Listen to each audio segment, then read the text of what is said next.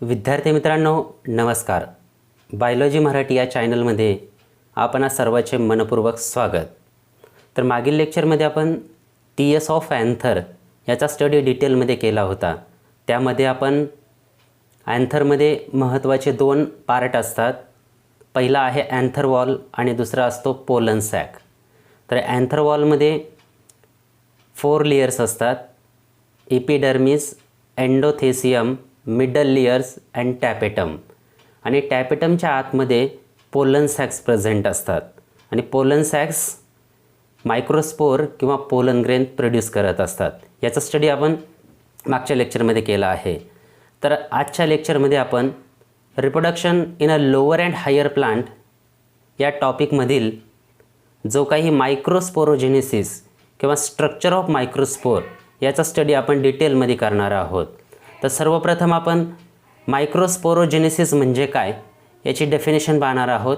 The process of formation of microspore pollen grain from pollen mother cell by meiosis is called as the मायक्रोस्पोरोजेनेसिस.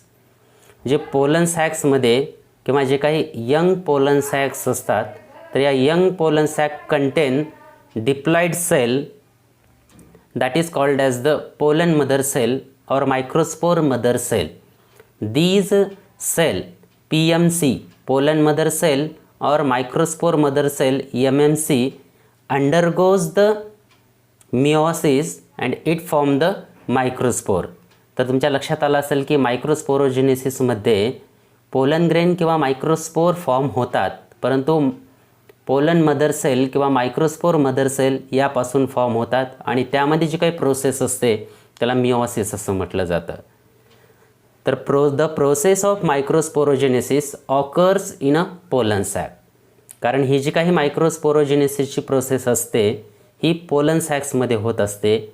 Each functional pollen mother cell किंवा तुम्ही pollen mother सेलला microspore mother cell ही देखील म्हणू शकतात. By reductional division produces 4 microspore और pollen grain. म्हणजेच pollen mother सेलमध्ये किंवा मायक्रोस्पोर मदर सेलमध्ये मिओसिस झाल्यामुळे त्यापासून काय होतात की मायक्रोस्पोर किंवा पोलन ग्रेन्स काय होत असतात की फॉर्म होत असतात. Initially these microspore are in a tetrads that is in a group of 4 pollen grains are enclosed in a common wall called tetrahedral tetrad. Later on they separate from each other. सुरुवातीला जे काही pollen grains form होत असतात ते 4च्या ग्रुप्समध्ये असतात, म्हणून त्याला टेट्राड असं म्हटलं जातं.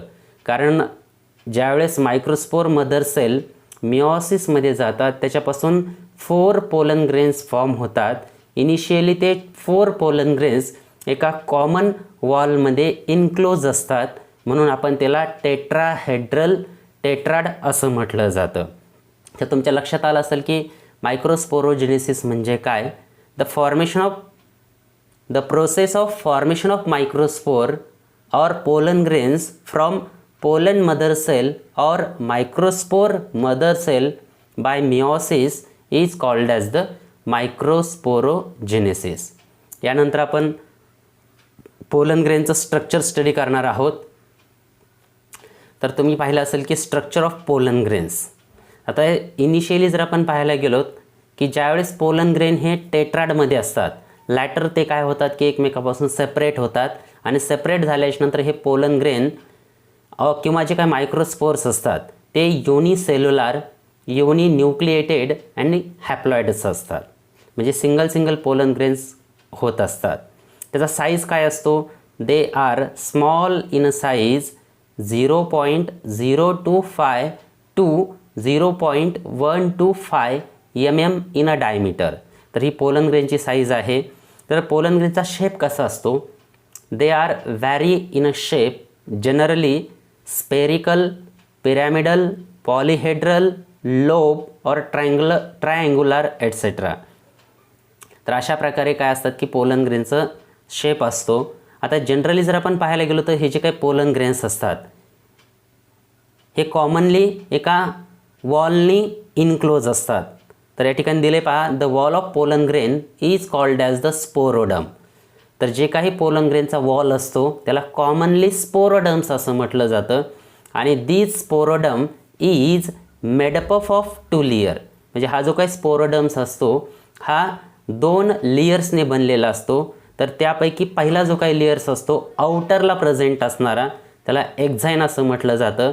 आणि इनर साईडला जो काही लेयर प्रेझेंट असतो त्याला एंटाइन असं म्हटलं जातं. तर या दोघांचाही स्टडी आपण डिटेलमध्ये 1 बाय 1 पाहणार आहोत. तर त्यामधील पहिला जो काही लेयर्स आहे आउटरचा त्याला एक्झाइन असं म्हटलं जातं. त्याची डेफिनेशन अगदी सिंपल आहे. It is the outer most thick hard and protective covering. तर हा एक्झाइन आउटर मोस्टला प्रेझेंट असतो, तो थिक असतो, हार्ड असतो आणि त्याचं महत्त्वाचं फंक्शन असतात की प्रोटेक्शन देण्याचं काम करत असतात. तर हा जो काही एक्झाइन असतो हा एक्झाइन 2-3 प्रकारचा असतो. पहिला आहे exine may be spiny in a insect pollinated plant or smooth in a wind pollinated plant. म्हणजे ज्यावेळेस प्लांट ही इन्सेक्ट पॉलिनेटेड असेल त्यावेळेस जो काही एक्झाइन असतो स्पायनी म्हणजे काटेरी असतो. आणि ज्यावेळेस प्लांट ही विंड पॉलिनेटेड असते म्हणजे वाऱ्याने ज्यावेळेस पॉलिनेशन होत असतात त्यावेळेस तो जो काही आउटरचा एक्झाइन असतो हा अगदी स्मूथ असतो.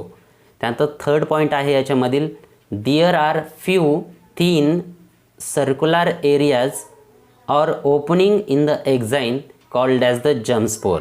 तर या एक्झाइनवरती काही सर्क्युलर ओपनिंग्स प्रेझेंट असतात. त्या सर्क्युलर ओपनिंगलाच जम्पस्पोर्स असं म्हटलं जातं. When the thin areas are elongated slight like called as the germ pore. ज्यावेळेस तो जम्पस्पोरो इलॉंगेटेड स्लाइट म्हणजे त्यामध्ये थोडीफार जी काही चीर पडल्यासारखं स्ट्रक्चर आपल्याला दिसतात त्याला कॉमनली जम्पस्पोरो असं म्हटलं जातं. आणि in a regions of germ pore exine is either absent or very thin. म्हणजे ज्या ठिकाणी जम्पस्पोर किंवा जम्पस्पोरो प्रेझेंट असतात त्या ठिकाणी एक्झाइन हा ॲबसेंट असतो किंवा अगदी व्हेरी थिन असतो. त्यानंतर नेक्स्ट पॉईंट आहे, the pollen grain in a monocot are mostly uniporate with a single jumsporo and with 3 jumspore that is triporate in a dicot. तुम्हाला डायकॉट आणि मोनोकॉट यामधला डिफरन्स ऑलरेडी तुम्ही 9वी-10वीमध्ये स्टडी केलेलाच आहे.